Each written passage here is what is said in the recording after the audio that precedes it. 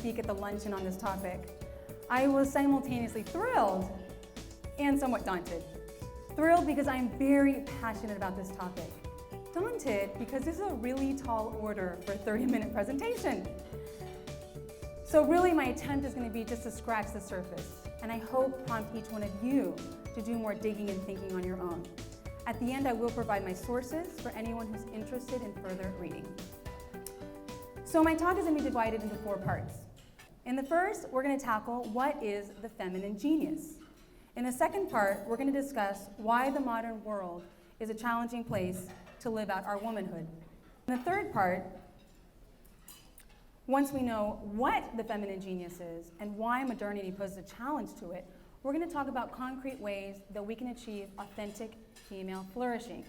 And finally, I'm going to end talking about how Magnolia School fits into the mission of womanhood. So with that, let us begin with part 1, defining the terms. When we speak of the feminine genius, the first thing that might come to mind is like a female Einstein, right? The word genius can be slightly misleading this way. So genius comes from the Latin of the same name. It's kind of like where we get the word genie from. It's like a guardian, innate ability, or a natural talent. So what we're really asking is, what is woman's natural talent? Now, in order to know what woman's natural talent is, we first have to ask a more fundamental question. What is woman? Think about that. Have you ever asked yourself, what does it mean to be a woman?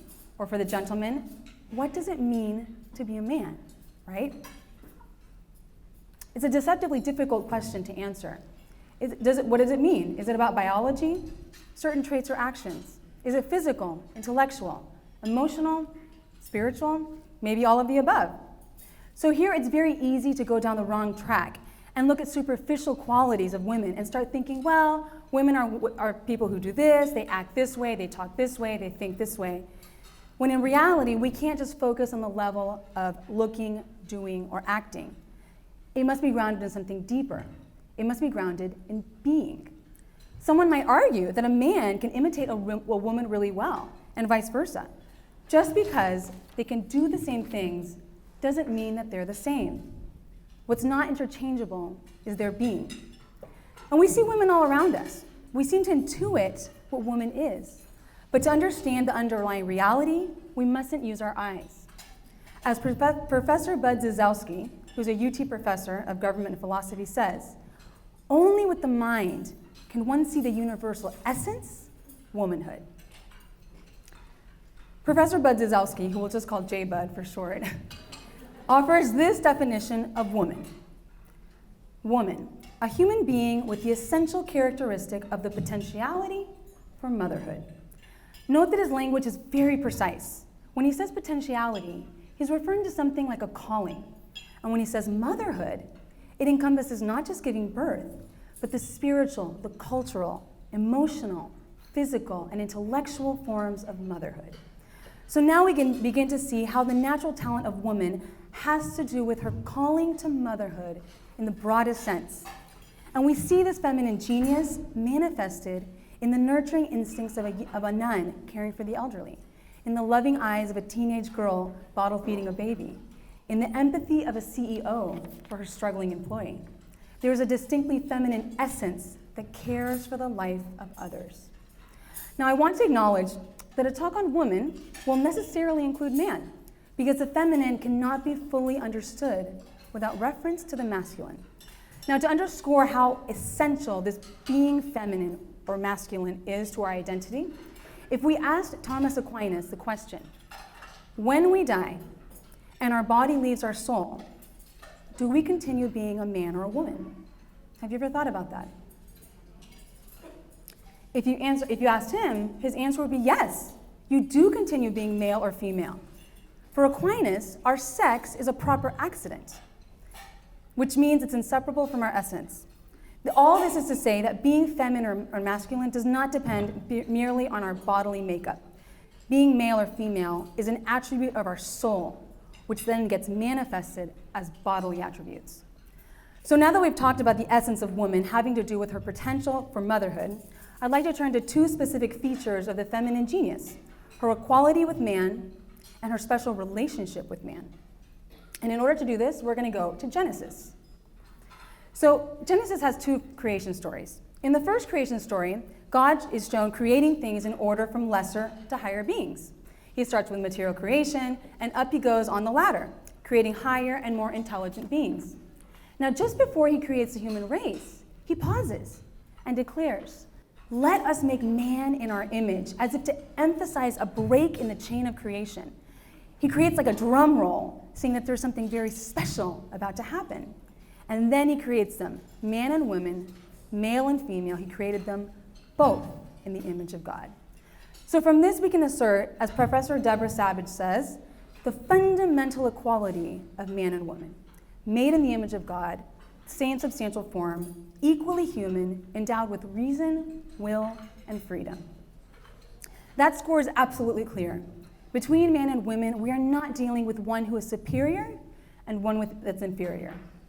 So in the second creation account, we learn that God created Adam first, and he created him from the earth. Now, when Adam is created, what does he see? He sees the Lord God. And from this, scholars derive a special relationship between God and males. Moreover, when Adam looks around, what does he see? Material creation. Dr. Savage reads deeply into this. Man's first contact with reality is of a horizon that otherwise contains only lower creatures. His orientation towards things is clearly a part of God's design. This is his work. His masculine genius points towards the domination over matter. And in fact, we see this. We see this in our children, our boys that like to play with little toys and trucks, right? But man is lonely. Things are incomplete. Enter Eve. Instead of seeing Eve as created second, Dr. Savage asks us to consider she is created last, and she can be seen as the pinnacle of creation. Eve is not subservient to Adam because she was created second. Because Adam is made from the earth and Eve from the rib of man, ontologically speaking, she comes from a raw material that is of a higher order than the earth. She is built of finer stuff. Eve is Adam's helper, in Hebrew, ezer, which does not mean servant, but a divine aid, a partner, a help sent by God. In the original Hebrew, Eve is created, quote, in the sight of Adam. Adam stands in her horizon, and she stands in front of him, before him, meeting his gaze. And from this, we can see why woman is so deeply focused in the relational nature of man. Adam knows immediately that he cannot have dominion over her. She represents for him his highest good, the greatest gift that God has given him. And this mutual gaze is the point of origin for the reciprocal relationship of the gift of self. And as St. John Paul II teaches, man cannot fully find himself except the sincere gift of self. So now we get to the heart of it. The feminine genius is woman's ability to nurture and connect to life around her. She intuitively responds to the physical and emotional needs of others. She understands the nuances of relationship. She's a generalist and multitasker, which is why we like to be in a million things at once. And she plays the role of mediator and peacemaker. Glenn Stanton, the director of Global Family Formation Studies, states, mothers are more likely to see their children as little people to do things for, people who need love and comfort and protection. That's why when the kid comes home from school or from college, the first thing we ask is, are you hungry? Got any clothes to wash? It's just in our nature. He further observes, mothers view the world in relation to the child. Mothers reflect the home to the child. Whereas fathers, they see their child in relation to the world. Fathers then reflect the world to the child. One nurtures, the other pushes. One is security, the other is adventure.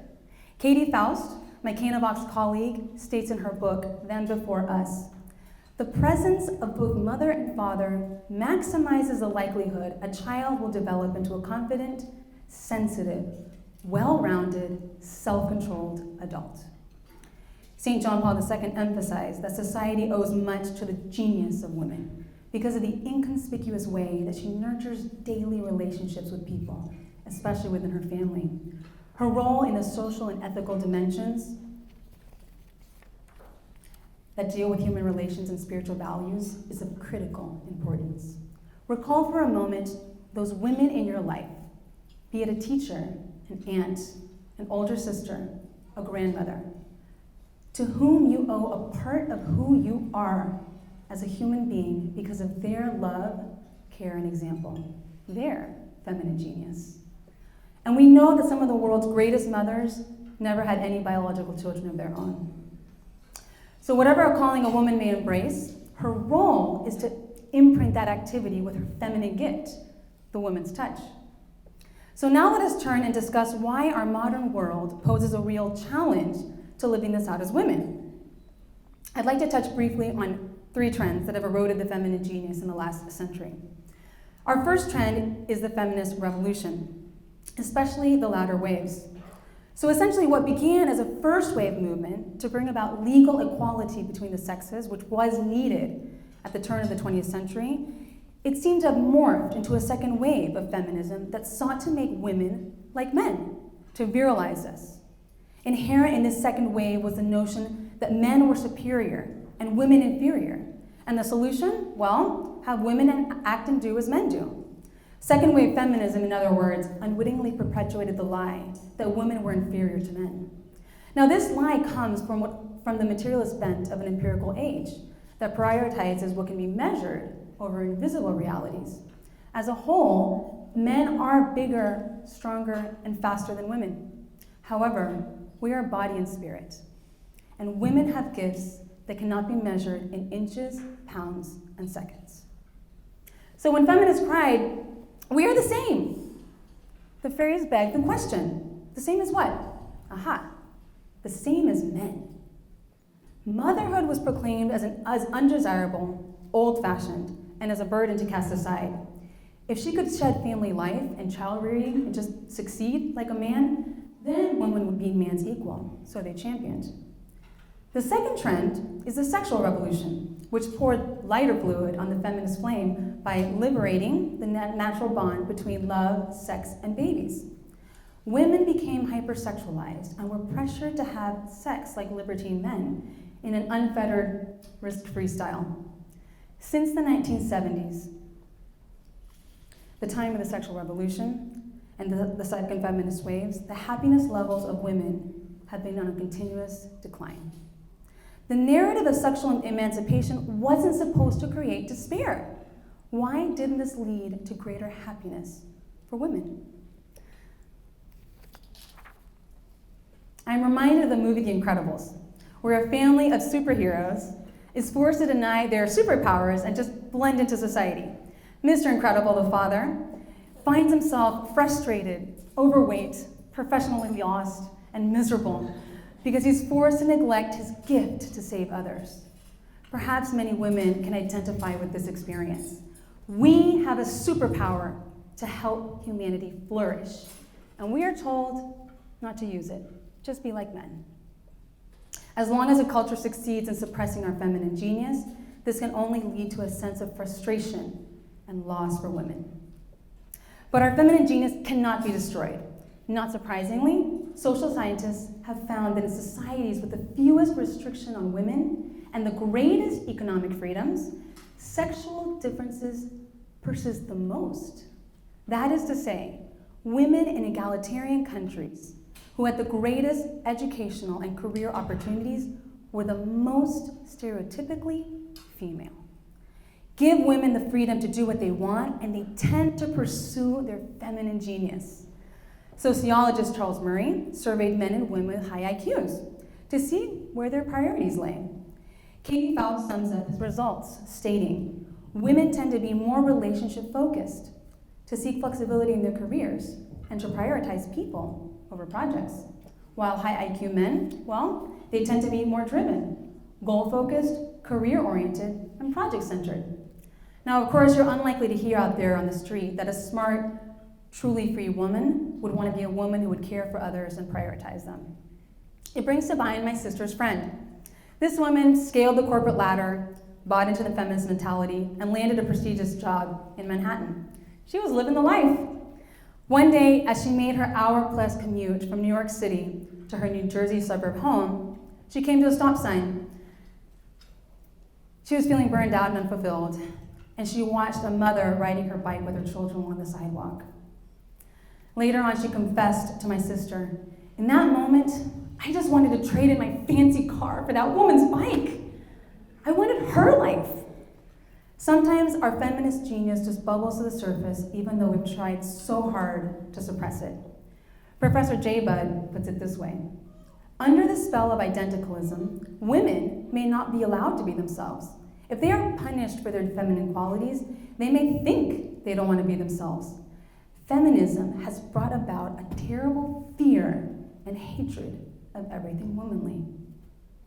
So from this fear of this hatred for the very essence of femininity, it makes sense that gender theory, the third trend, seeks to erase the lines between male and female. Katie Faust marvels, "Here we are in the 21st century, living in a technologically advanced, science-driven age, debating what it means to be male and female." Gender theory teaches that gender and sex are fluid, subjective concepts. No one but you can know what you are. And that what could be an endless list of options, not just male and female. If this is confusing for us as adults, imagine what it provokes in the hearts and minds of the youth. You're at the grocery store with your 8-year-old daughter or your niece, and she points to the front cover of this magazine at the checkout. And she asks, "Is this a woman?" Equally confusing, another recent magazine cover girl putting its first cover boy. Conversely, she might see a picture of someone that's a trans man and ask, "Is he a she?" So our culture is sending deeply flawed and disturbing messages, and these waters are increasingly difficult to navigate in a way that is both truthful and compassionate towards these individuals.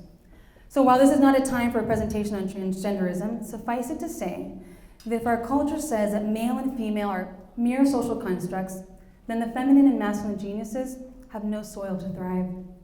If inner desires are the determining factor of identity, irrespective of truth and biology, we are left with a perverted and false view of humanity. Abigail Schreier recently published a book called Irreversible Damage. This documents the social contagion seducing teen girls in identifying as male. If young girls hear often enough that they get to make up their own reality, if it's made out to be glamorous and empowering and cool, it's just a matter of time before they will buy into it. The consequences are dire when you learn that those who undergo cross-sex hormones and gender reassignment surgery go on to be 19 times more likely to commit suicide. So how do we unapologetically embrace our feminine genius in a culture that seeks to suppress it? The first is by applying what we learned about women and acknowledging the destructive trends in our culture. We have become afraid to disagree with the falsehoods in the world.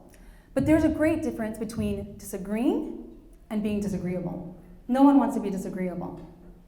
Bishop Barron has great advice on the art of disagreeing. He says that we need to acknowledge and distinguish. Falsehoods catch on because they tend to take a little bit of truth and then they distort it. And so it is with all these trends. I'll show you. So when you encounter the feminist narrative, we can acknowledge that men and women are equal, but we can distinguish that they aren't the same. When you come across a sexual revolution proponent, we can acknowledge that sexual love is important, but we can distinguish that it's meant inside of the permanent and exclusive union of one man and one woman. Outside of that context, it can only be misused and abused. We can acknowledge with the gender theorists that emotions are a part of who we are. We can distinguish that they're not the whole, they are not the centerpiece of our identity. Concrete ways of achieving authentic female flourishing. We need to begin, women, by nurturing ourselves so we can care for others. Whatever our state in life, We must not be ashamed of our call to motherhood. We need to own our womanhood with great joy and strive to let it permeate every facet of our lives. Katie Faust puts it beautifully. Girls thrive when they see how a woman's unique abilities bring important, distinct value to their home, community, and workplace. Girls learn to embrace their womanhood when they observe their mothers aren't required to behave like men in order to be successful or influence the world. So I'd like to break this down, this idea of nurturing ourselves, into specific areas so each one can consider if she is adequately cultivating herself. We're going to liken this to a puzzle. Each of us is a completely unique and beautiful puzzle. Our puzzle pieces evolve with us. So the image looks different when we're 5 or 15 or 15. Naturally, we cannot replicate anyone else's puzzle. No comparing. Certainly, we can draw inspiration from others and hopefully provide that inspiration as well. So here are the pieces: the intellectual, the physical, emotional, spiritual, vocational, and the passions. I will speak briefly on each. The intellectual. So our school-age years clearly focus heavily on this piece. But as we grow older, we tend to devote less time and energy to our own intellectual formation as women. Reading about other great women expands our horizons and our own self-knowledge, so always be on the lookout for great female reads. Physical. Our bodies are sacred and they need proper care in our own unique female ways. Investing in beautiful clothing communicates the inner reality of our feminine dignity. Modest fashion is not an oxymoron, but the ideal for which we strive. Emotional. All of us need intimacy. We yearn to be known and loved, and to know and love others. We must carve out time for deep friendships, first with our spouse and children, and then with our friends. Spiritual. Cultivate a relationship with God. Interior and exterior silence brings clarity and purpose.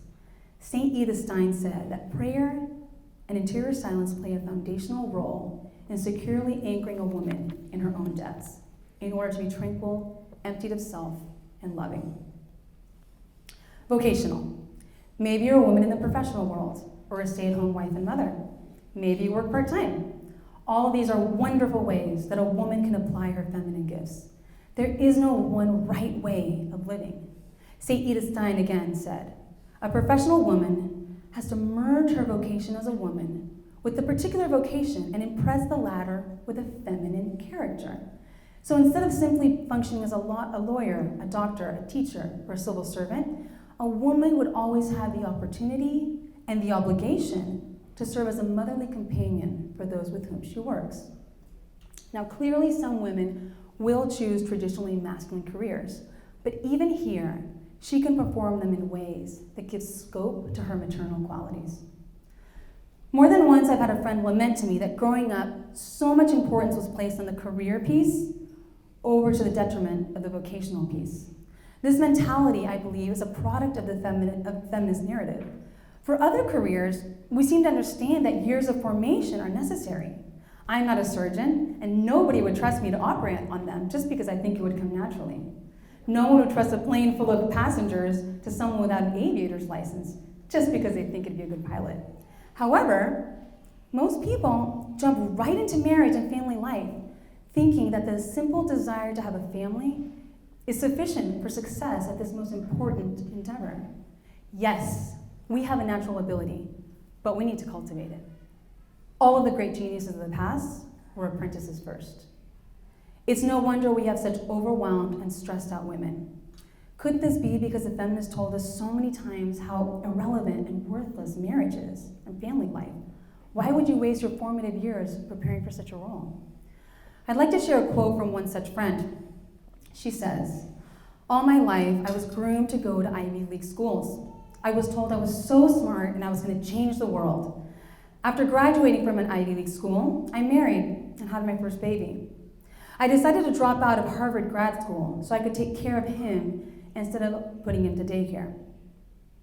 I was unprepared in every way, emotionally, spiritually, practically. I felt guilty for quitting and not focusing on my career.